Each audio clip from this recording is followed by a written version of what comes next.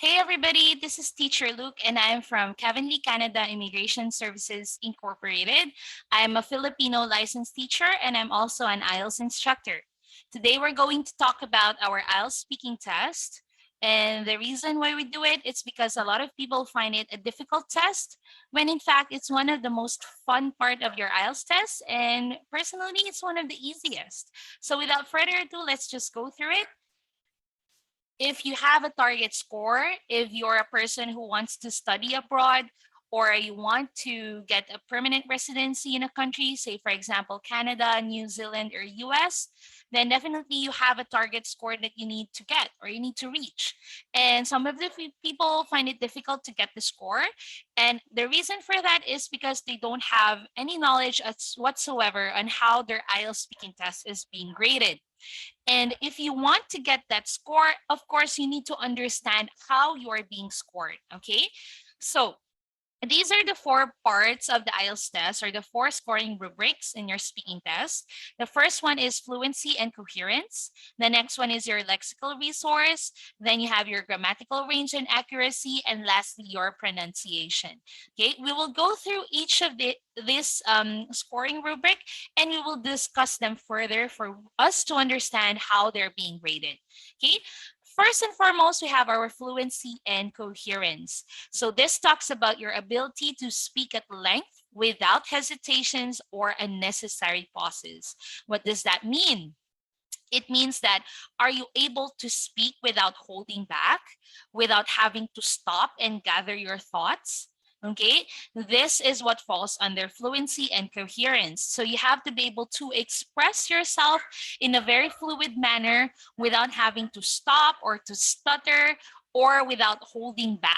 Okay, next is also refers to your ability to speak without correcting yourself or without repeating what you've already said or stated. Okay, which means that you're able to let your ideas flow in such a manner that you don't have to correct any errors in your grammar, or you don't have to start again when you express your idea, or you also don't go around the bush and talk about the same thing over and over again. All right. Third is, it refers to you having to be easily understood. Okay. So if you're looking at, if you're answering on that day with your examiner, the examiner should be able to understand every word that comes out from your mouth, or he or she should be able to follow through the ideas that you are expressing as your answer. Okay. Lastly, is it's your ability to develop your topics fully and structurally, which means that, are you able to provide an answer that's organized, that has a certain flow? All right. Are you able to give a main idea, supporting idea, and then personal experiences or examples? If that's the case, then definitely you're able to present a very structured answer. Okay. So all of these factors fall under fluency and coherence. All right. So knowing that this is how this part is being graded, what are the tips in order for you to ace this part of your speaking test? And these are very easy. The first part is, you need to speak about what you know and you've already experienced. Some of the test takers would attempt to answer the question and give very logical answers. And the tendency is that, well, if it's good for you, then by all means do it.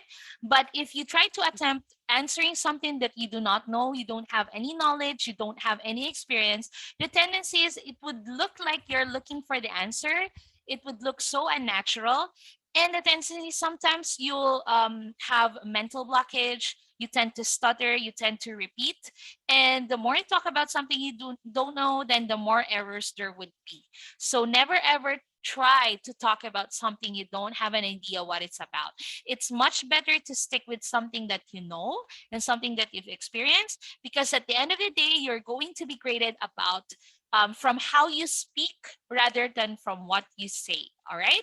Next, it's better to take pauses rather than stutter and repeating your words or phrases. So even the best speakers, even the best public speakers, take a necessary pause to gather their thoughts before they begin to speak. Why is that important? Some people begin answering right away without even thinking about their answer. And what happens is they struggle to find their ideas in between, and then they tend to stutter, they tend to stop, they tend to pause, and they tend to keep repeating their idea for them to gather more of their ideas. So please try not to do that. If you need to take a necessary pause just to gather your thoughts, you can simply tell the examiner, wait, that's a very interesting question, or to be honest, that's something I never encountered before. Let me get my thoughts organized, something like that. You can say that. You can say that after, give it like 3 seconds to buy you time, and then you begin to speak. All right. It's much better than being not knowledgeable about what you're going to say. All right. The last tip is you have to pace yourself when you speak. Do not speak too fast. Do not speak too slow. Remember, you need to be able to express yourself in a manner that they can understand everything you need to say, and that you could be easily understood. So you cannot achieve that if you're going too fast. And if you're going too slow, then you'd be wasting so much of your valuable time to express good ideas or to express your skill in the speaking test. What happens is you consumed all of your time just gathering your thoughts. So you have to pace yourself in a very um, average manner. As I said so far, not too fast, not too slow, just enough for you to be easily understood and for you to gather the next thing that you're going to talk about. All right. So that's it for fluency and coherence. Next, we're going to talk about lexical resource. What does this mean? In easier language, we say this is your vocabulary. This is your vocabulary resource. So vocabulary means these are the English words, the words from this language that you use for you to express your ideas. So simply put, it's your ability to use wide range of vocabulary appropriate to the topic. There is an emphasis to appropriate to the topic. Most test takers would think, oh, I need to be able to say some complicated or complex words so I can impress the examiner. That's what you should not do at all. Okay. You should not attempt to speak or try words that are very highfalutin or very complicated, that it's not a natural thing for you anymore. It does not seem natural. It is not what you use on your days, ordinary days when you express yourself. So don't do that. What matters in your lexical resource is that you're able to use vocabulary that is relevant to the topic. What do we mean by relevant? It means that if the topic is about work, then you're able to use vocabularies related to work, such as employment, management, workload, um, salary, minimum wage, um, paid leaves, training. Okay, these are words that are related to the given topic. And the more you use words related to the topic, the more it would seem that this person or you have this wide range of vocabulary that you can support your ideas with this higher level vocabulary. Okay, next is your ability to naturally use collocations appropriate to the topic. So, what does this mean? You know how native English speakers have their way of expressing their ideas? All right, they use idioms, they use collocations naturally in their language. Then, if you're able to do that, that would land you a band 8 or 9 on your speaking test. Okay, so say for example, the topic is about work, and your examiner would ask you a question like, are you happy with the company that you're working with? And you try to answer with, yes, definitely, I am very happy and I'm very blessed that I'm working in this company that I'm employed with. I think that my supervisors and the higher management are very supportive of their employees, and it manifests in different aspects. Number one, they give very good salary to their employees. Second is our leaves are paid. So it's one way for them to encourage a healthy life and work balance among their employees. And lastly, they make sure we are ahead of the game because they give us continuous trainings and seminars for us to improve on our skills and our work performance. Okay, that's it. By the way, guys, that was not scripted. That was on the spot answer. I just wanted to point out the idiomatic expression that I use, which is ahead of the game. which means that to keep you abreast or to keep you on top of it, or to keep you what do you mean what else at the top of things, or in control of things, or ahead of in advance. Okay, so that's what it means. So if you're able to use these kinds of idiomatic expressions naturally and still within the given topic, then that could land you a grade of 9 on your lexical resource. All right. So that's how you get a good score with that. What are the tips? Of course, you have to build your vocabulary bank for every common topic. Building your vocabulary bank means you have to be familiar what are the common topics that are being asked on the IELTS speaking test. Once you know these topics, that what I do is I build a vocabulary bank. I write 5 to 10 words related to each topic. And these words I do not need to research. What I mean is these words are the most common words I am knowledgeable about in the topic, because it should come naturally from me. All right. If you try to memorize so much your answers, then it won't be natural on the day of the test. So what you do is you have to sit down and you get the most common topics that will come out from the aisle, say arts, food, travel, education, work. And for each of these topics, you need to list down 5 to 10 vocabularies that are relevant to the topic. So that when this kind of topic comes out on your speaking test, you're prepared. You have a supporting vocabulary that you can use to express your ideas. All right. The next step is for you to practice using relevant words, idioms, and collocations. So again, as I've said, if you're able to use phrases, expressions that are natural to native speakers, then that could land you a band 9 or a 9 score on your lexical resource alone, right? Third, I already said this way before, you do not need to use any complex words or highfalutin words to impress the examiner, okay? Because that would look very scripted, that would look very unnatural.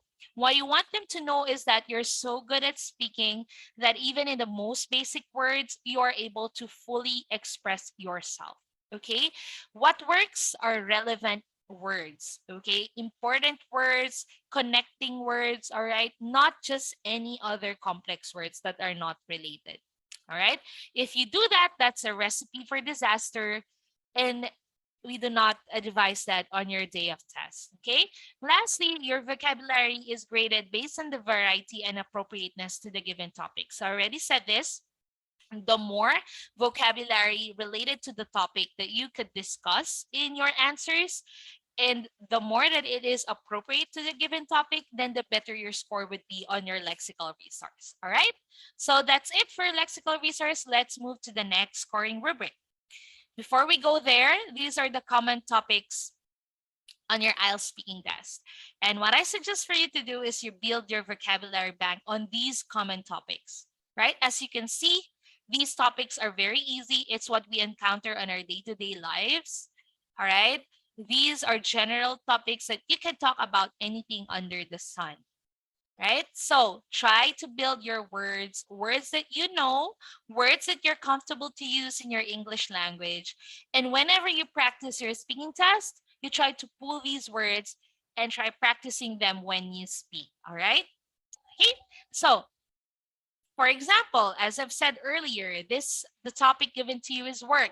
And these are the sample vocabulary that you can use, all right? Opportunities, employment, promotion, salary, wage, supervisor, management, interview, training, retirement, schedule, workload, insurance, career, and overtime. So let's have a quick practice. For example, your examiner would ask you, what do you think should your company give to their employees so that they remain loyal to the company or to the work at hand? So my answer would be, I firmly believe that the company should offer their employees more avenues to improve their skills and their abilities. And by that, they should be giving more opportunities for them to engage in trainings, and then different practices such as internships, for them to know more and for them to upgrade their existing work skills. Other than that, I think that the management should give more opportunities, such as promotion, because the more work that you give to an employee that has potential, then the more that this employee tends to give his or her best at work. Okay. Other than that, then of course the very basic necessities for an employee, of course, there should be a salary that is appropriate for the workload. The schedule should be very flexible in terms that um, it's very compassionate to the situation or circumstances of your employees. Furthermore, there should be a balanced life and work responsibilities. So, for example, on weekends, the company should be able to give leaves to their employees or follow a certain schedule that is very humane for their employees. All right, something like that, guys. I'm sorry, this is not scripted. I did not prepare for that, but it's just to show you that if you have these different vocabularies, or you have this word bank prepared for each topic, then I don't see any reason why you cannot answer the question at hand. All right. And so let me try that again. I'm sorry, it was a bad run. Another question, let's say, do you think that it's better for employees to, do you think that it's fair for the company to ask for their employees to have overtime? Okay, that's the question. Do you think it's fair for the company to ask their employees for overtime? Okay, and this is my attempt for on the spot answer. My answer would be something like, in my opinion, it depends what type of overtime that would be. If they will be giving, if the company will be giving an option for employees to have overtime, and there are different employees who want to gain extra income from their overtime, then by all means, it should be encouraged. However, if the overtime is mandatory in such a way that all of the employees are forced to have an overtime, especially those who have other responsibilities at home or they need to do outside working hours, then I do not agree with that. In my experience, there was a time that I worked for a for a BPO company, and because there were a lot of absentees then, those employees who were present that day needed to have a mandatory overtime. We were not able to eat our lunch at all. And I think that's not fair. It's not a proper way to treat your employees.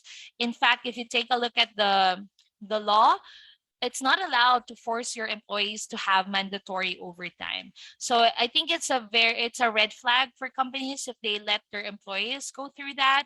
And it speaks volumes as well. If this is a company you want to stay with, if this is a company you want to grow with. So that's it. All right, guys. So I tried my best to say a collocation as well, or an idiomatic expression, which means speak volumes. All right.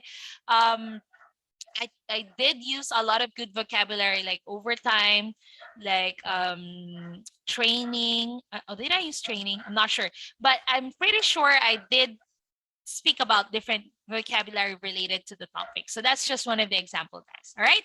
So different collocations that you can use on work as well. Example, employment benefits, minimum wage, sick leave, job satisfaction, work environment, job prospects, salary increase, retirement package, flexible working hours, work-life balance, heavy workload, temporary contract, labor intensive, competitive salary, and full-time career. Okay, this just means, guys, that these are phrases that are commonly used in the workplace. I'm pretty sure all of you who have already experienced being employed have encountered these phrases already. And these are common things that you say in the workplace, in the work environment, okay? And if you're able to use these phrases, this shows you have higher level of vocabulary that you can express with the related topic. So say, for example, we still talk about work, right? The topic is still work. So an example question would be, um, do you think that companies should extend their weekends for their employees? All right. So I will try to answer that on the spot. So I would say something like, in jobs where there's heavy workload, for example, employees who are working in architectural companies or supplies or construction companies, because they're faced with difficult jobs and hectic schedules, I would definitely agree that they deserve longer weekends. And that's for them to be able to relax, to unwind, to take the necessary rest that their body needs in order for them to get back at work and perform their best. If the company does not provide this amount of care for their employees, then for sure the sustainability won't last long. You'll find that you'll have a lot of employees who'll be quitting their work or submitting early retirement for that matter, and this is something that the company cannot afford to do. So it's much better that the company or the upper management would observe a proper work-life balance among their employees. This is to show that they're really supportive and they care for the people that works for them, and that the employees would enjoy their employment benefits as well. Aside from a very good minimum wage and flexible working hours, of course, this kind of support on their emotional and their physical state would mean a lot for these employees. All right. So that's it, guys. Um, Next, idiomatic expressions. So again, this is a band 9 material. If you look at the band descriptors for how your IELTS score is being graded, so this is a band 9. The clue there is you need to be able to use this very naturally on your speaking test. So for example, the topic is again work, okay? The question is, were you given a task that was so difficult during your work in your workplace? How were you able to overcome that? And my answer would be, oh, yes, definitely. Just a few months ago, we were given this task that was very difficult. We had to conduct a survey among the employees in a separate department. And mind you, they had over 2,000 employees. And we needed to be able to collect the data and analyze the data within a week. And being in a team of 4, that was a lot of tasks. Okay. We needed to really put an effort, really put in effort, give it extra time for us to accomplish the given task. What we wanted to do was we went the extra mile. Okay, we went over and beyond what was expected from us. So we did give additional time apart from our usual time at work for us to conduct the survey and for us to attain that task that was given to us. Okay, guys, so if you're able to use these idiomatic expressions naturally in your answer, again, as I've said, it could be a band 9 on your lexical resource. All right. The third scoring rubric on your IELTS speaking test is your grammatical range and accuracy. And let me just move this real quick. Your grammatical range and accuracy, okay? So this is the accuracy of your grammar. We know that grammar has already been taught to us since we were in elementary, in high school, and in college. So these are the rules of using the English language, and you have to minimize your errors, okay? So are you using the correct subject verb agreement? Okay, are you using are you observing the proper singular plural noun when you talk about an idea? Okay, did you use it consistently in the past tense if you're looking at past tenses of verbs, something like that? So this is measures how accurate is your knowledge on the rules of the English language. Okay, aside from grammar use, we also have sentence structures and grammar tenses. What does that mean? Most of the people think that even if they're very fluent, if they have good vocabulary, even if their grammar is very accurate, and their test results come out to be just a band 7, and some of them would express disappointment, like, why did I just get a band 7? I know I gave a very good answer. I know I was excellent during my speaking test. I did not pause. There was no hesitations. I gave full answers, concrete answers, relevant answers. I don't know where I did wrong. Okay, and the reason because people do not use wide range of sentence structures and grammar tenses. Some people just answer with simple sentence. Simple sentences means you only have one idea per sentence. So no matter how long your sentence is, the structure is still simple sentence. If you keep using simple sentences like that, then you fall short on your range. All right. And that could give you a band 5 on your grammar range and accuracy. So even if you get a 999 on your lexical resource, pronunciation, um, and your fluency, if you get a 5 on the grammar range just because you keep answering simple sentences, structure, then you still get an overall band of 7. And I know it's a bit unfair, but it's how you're being graded. All right. Last is your ability to use wide range of grammar tenses. So are you able to express your answers using past tense, present tense, future tense? Okay, if you're able to do that, then that would give you a high score on your grammar range and accuracy. So say, for example, the topic is about employment. Okay, you say something like, are you happy with the work that you're given with? And I say something like, well, in the past, I would say it's a very in the past, I would say I had a lot of struggles. Of course, I did not have the skills back then to perform my best at the given task that's given to me. However, after various trainings and seminars and different avenues for me to improve myself, I find that the job that I'm having at the moment is very attainable, is very doable. And I'd say that I really improved both personally and professionally in my work field right now. In the future, I imagine that I will still be working with the company I'm in right now. However, I wish that by that time, I should be already in an upper management position. And that is my goal in a few years' time. Okay. So, guys, that answer just displayed range of sentence structures as well as different tenses of grammar. I use past tense, present tense, and future tense. If you're able to give that kind of answer, then definitely it will pull your grammar range and accuracy to a 9. And if you get 9999 in all of those grading system, you would get a 9, of course. So that's why people find it hard to get a high score in their speaking test, even if they're excellent speakers. Believe me, even native speakers get a band of 7 because they're not aware that they are required to display or showcase their range of structures and grammar tenses. Sometimes just people just answer with plain simple present tense, all right, all throughout their answers, or they just use simple sentence structures. So as I've said, even if you're a very good speaker, but you do not have this in your answers, this range in structures and grammar tenses, then you will not be able to pull up a score that's what you want, a band 8 to 8.5 or 9 score, right? So please be knowledgeable of this part. So what are the tips then? The tips is you use more compound or complex sentence to show your ability to construct higher level of sentence structures, all right? I did say you keep your words simple, you keep it natural, you keep it relevant to the topic. That's what I mean. I'm still saying that. But what I'm saying here is the structure.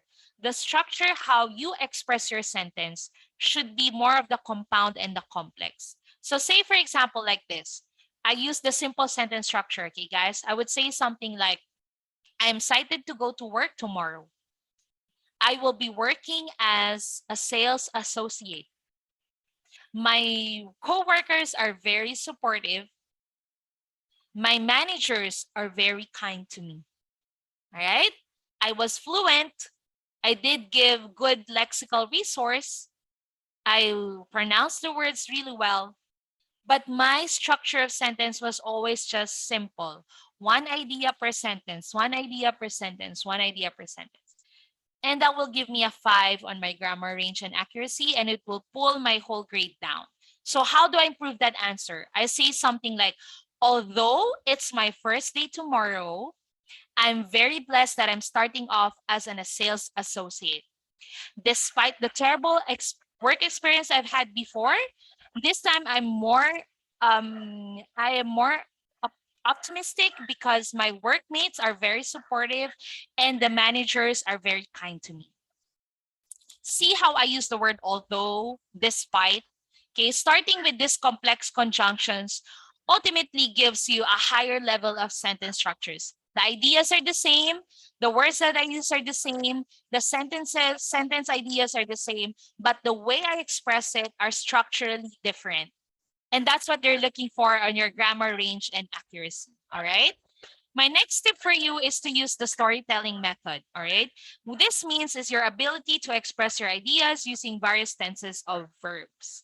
Okay, notice that in my answer a while ago, I said, despite having had a bad experience in the past, I'm very optimistic in my work now because of this and this and that. All right, that still uses various tenses of grammar. Okay, and if you're able to display this wide range of sentence structures and grammar tenses, then you're on a good note, all right, or in a good path of getting that score that you need. So, okay, this is very lengthy. I will not so much talk about sentence structures in this topic. I just wanted to show you a general idea of how you're being graded on your IELTS speaking test. But if you wish to get your tutorial with me or your coaching service with me, of course, we will go through in depth on each of this scoring rubric. And of course, I will train you how to get used to speaking using the complex sentence structure and what's our there will be a common practice how you get used to sharing your ideas in the storytelling method, being able to use past tense, present tense, and future tense in your answers. All right. So let me know, reach out to me if you're ever guys are interested in my coaching. All right. The last part of our scoring rubric for a speaking test is our pronunciation. Of course, very obviously, you need to pronounce your words completely and naturally. Okay. Your accent should not hinder your precision of pronunciation. What does that mean?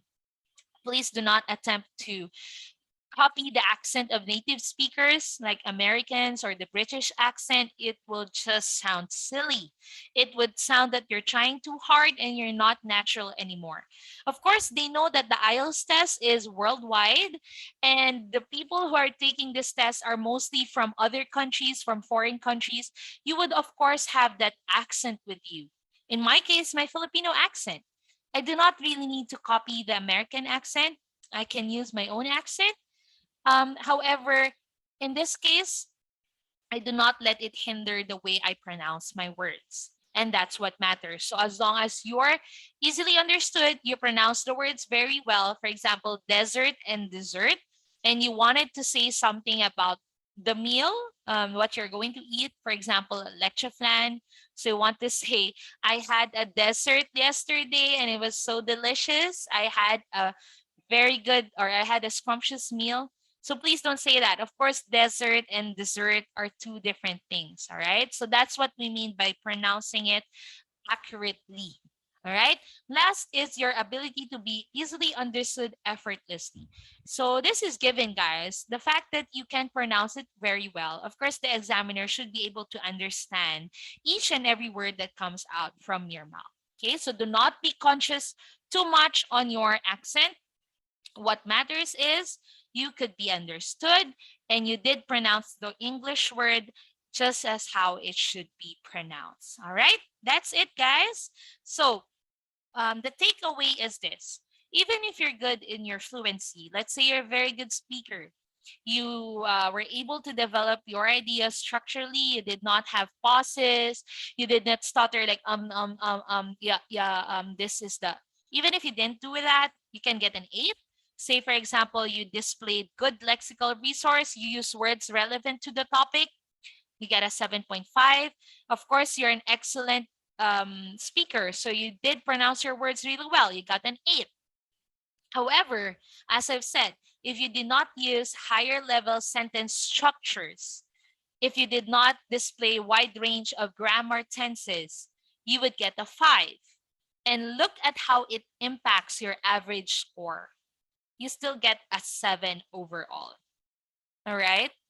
That's how big grammar range and accuracy impacts your grade. So if you ever are watching this video, and if you're one of those test takers who've been trying to take the IELTS test a couple of times and are becoming frustrated of their speaking test simply because they took it about 2, 3, 5 times already, and they're stuck on a score of 6, 6.5, then you might think that you fall short on fluency, your vocabulary, your pronunciation. People might think you're not natural enough.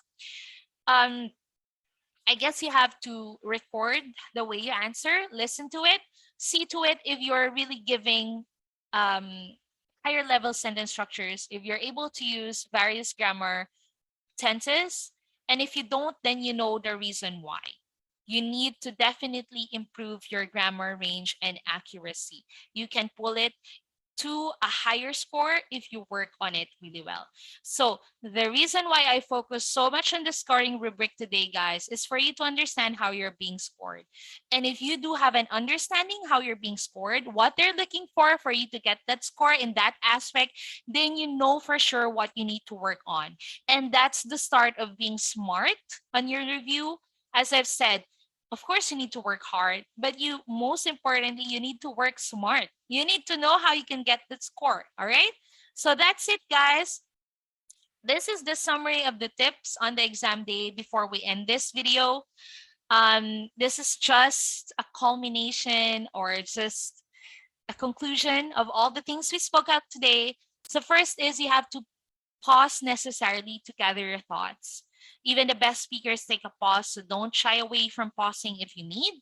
Just make sure you do not pause long enough that you consume the time given to you not saying anything. Please do not do that, okay? Um, Pause also allows you to gather your thoughts structurally and you avoid stuttering or having to repeat your ideas.